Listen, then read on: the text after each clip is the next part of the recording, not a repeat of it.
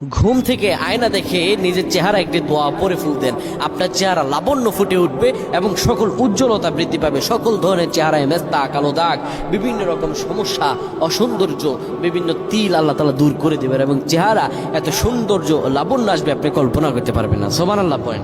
এটা আমার কথা নয়, এটি নবীজি শিখানো একটি আমল, যে আপনি ঘুম থেকে উঠে আপনি অজু করে নেবেন, অজু করে আয়নায় আপনি তাকাবেন, আয়নায় তাকিয়ে আপনি বলবেন আল্লাহুম্মা আনতা হাসানতা খলকি ফাহসিন খুলুকি। আপনি এই দোয়াটা পড়ে আর দুরূদ শরীফ পড়ে ফু দিয়ে চেহারার মধ্যে লাগাবেন, আপনার চেহারা আল্লাহ রব্বুল আলামিন নূরের মতো উজ্জ্বল করে দেবেন। যতগুলো সমস্যা আছে আল্লাহ দূর করে দিবেন। দোয়াটার অর্থ কত সুন্দর! ও আল্লাহ, আপনি আমার চেহারা সুন্দর করে তৈরি করেছেন, আমার চরিত্রটা, আমার জীবনটাও তেমন সুন্দর করেন। সুবহানাল্লাহ। আমার চরিত্র সুন্দর করে দেন।